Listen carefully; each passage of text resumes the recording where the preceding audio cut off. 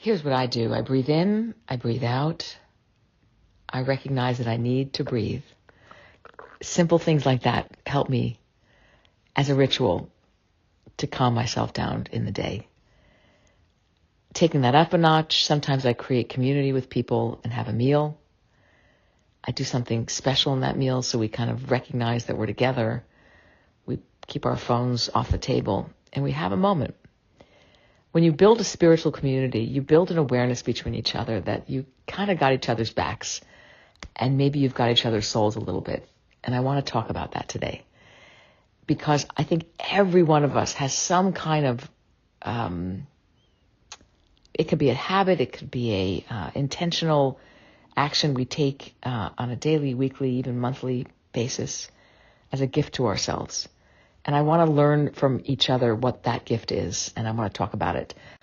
I invited Yasmin De Giorgio here to lead us in this conversation, to join us, because she has built a community that's based on identifying small, simple, beautiful things that we can do to help each other ground, and also what she calls is the Sangha, which means a community of friends supporting each other along the spiritual path. It has a big sky, right? That doesn't feel clamped in, at least when I read it. I feel like there's so much potential, so much possibility. Yasmin, let's talk about community and its connection to our individual spirituality. Sometimes we have images of people sitting on a rock and being really close to their spirit. But I think the work you do is really about connecting each other into some kind of woven fabric that is community. And in that connection comes a certain spirituality. Can you talk about the chicken and the egg a little bit for me? What comes first, the individual's commitment, or can you drop into a community and then from that experience you circle back to yourself and then that happens? Or what do you find is the most common way people go within and do it with connection and community and or this organic flow, but what's the entry point? And welcome to Swell, by the way. So happy you're here. Thank you so much for starting this beautiful conversation about spirituality and community. I think it's such an important topic as we are living in a world which is becoming increasingly individualistic and we're becoming increasingly isolated from each other. I probably talk about this topic very differently from how I would have a few years ago. A few years ago, I actually started my spiritual journey with a very individualistic mindset. I really bought into that idea that you have to love yourself before you can love another, and that it's, our personal responsibility to liberate ourselves from our shadows so that we can be good members of the community. And while there is still some truth in that, that's exactly it. It's just some truth, because we can't separate ourselves from our environment. We can't separate ourselves from the community, and our nervous systems are in this constant dance with the other nervous systems around us and with our environment. We're constantly sort of breathing in our environment and breathing out our inner environment back into the space to impact other beings. So I think community is actually a fundamental building block for the world that we want to live in, individually and collectively. And that is actually the concept of the Sangha, is a community which is coming together to seek the truth and to create a world based on truth, right? Which is, in my eyes, a world based on love and harmony and interconnectedness. That for me is not only a deep spiritual truth, but that truth of our interconnectedness can also be quite verified through our physical reality as well. Modern science has shown us that, the air we breathe is not only all the same, but our nervous systems are co-regulating with each other. So we literally are connected through our physical experience of this reality. So there's no answer to the which came first, the chicken or the egg. There's no answer to which one is more important, the individual or the community. We need to invest in both of these areas at the same time. And again, like, I think it's a real antidote to a world that is quite isolating and is quite separate, to bring actually community as a real support infrastructure for our individual journeys, a place that we can fall back on, a place where we can find support, a place where we can find guidance, encouragement. I think one of the hardest things about the spiritual journey is that when you really are faced with overwhelming emotion, or you go through a dark night of the soul, or you have some really challenging times, you not only feel like you're alone, but you also really believe that you're never going to get out of it, that you're never going to feel happy again. And that's where, the community really can have your back and can really be the difference maker in whether we can really hold and bear the intensity of what individual realization, of the stresses of the inner journey, which can be actually pretty intense sometimes.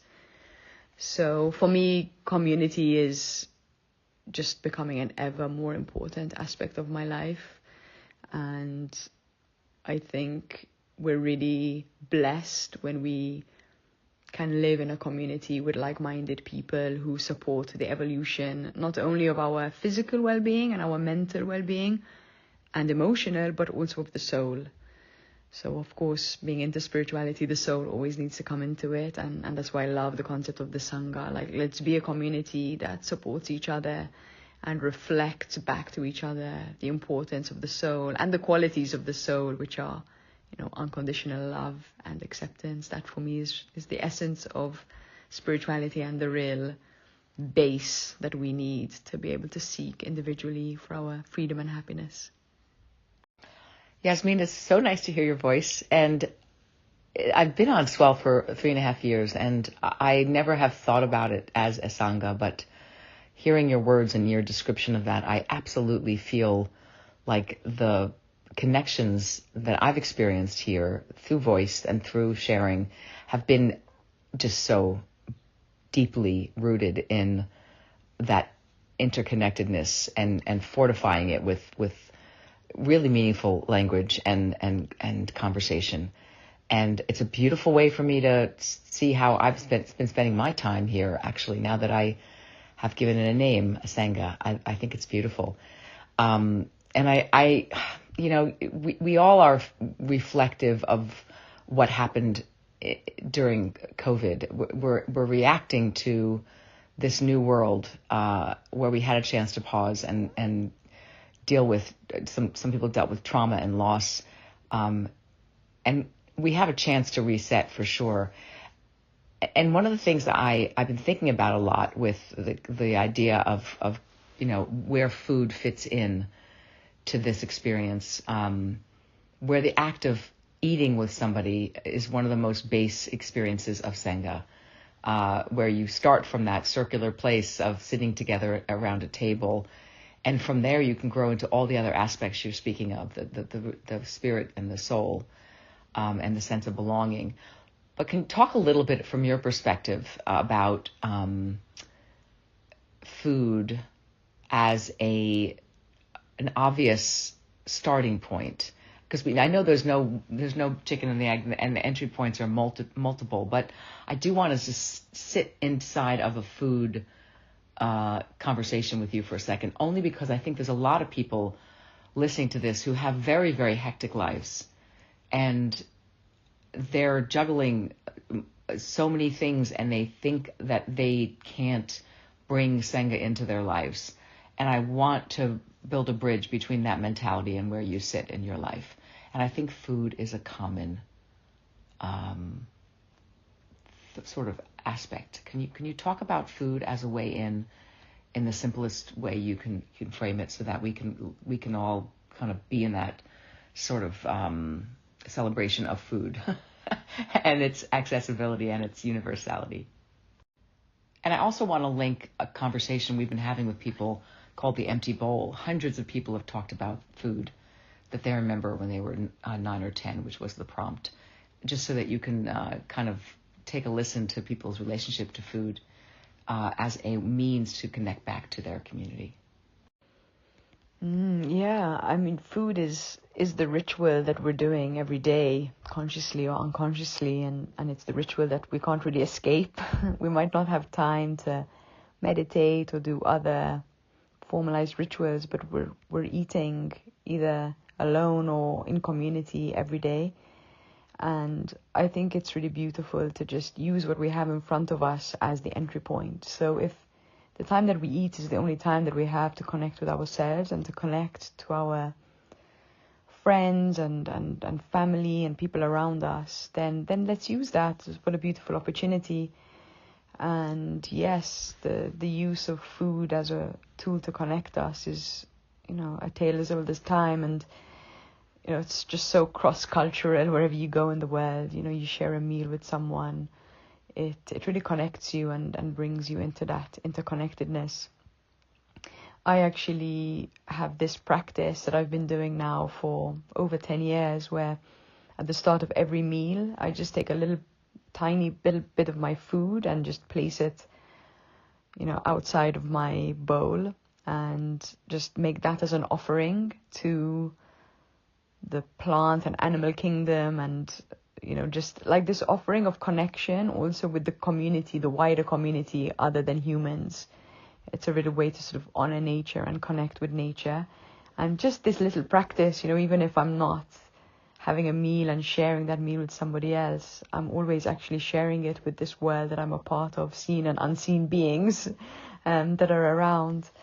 And I think that's just, something that came to mind as I share that, because you're totally right. Food is such a powerful ritual and a real reflection of the way that we nourish ourselves in general. How do we take the time to prepare our foods? Do we put the care into where it comes from? Who are we sharing our meals with? And are we bringing a full attention into that moment? So our mealtime is a great invitation into a deeper intimacy with the present moment. Hey, Josh, I just wanted to thank you for bringing in that beautiful imagery of being together, that collective idea, that idea of giving and receiving and that cycle, and prayer together about one beautiful moment that you can collectively focus on. It's powerful. I remember being in a circle when a friend was passing, and we were like, what do we do?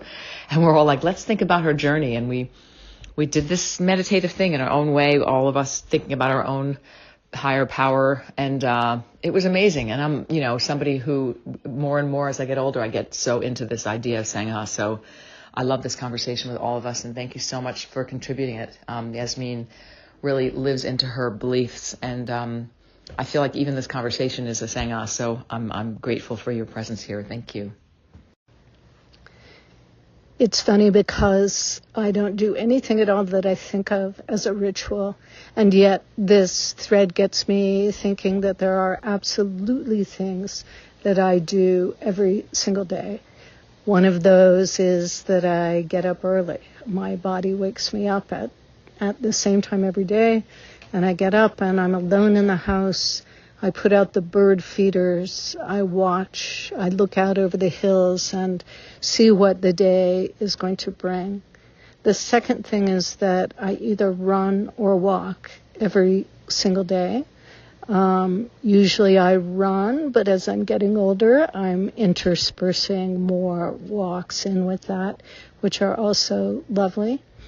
And the third thing is that I read every single day. I'm a poet and I read some poetry every day. And at night before I go to bed, I read something that is not in any way work related, that is just for pleasure, something with a plot. And I enjoy that very much. So maybe since I do these every single day, I should be thinking of them as rituals. But since they're not disciplines for me, they're just things that I do because I love to do. That's not what I call them.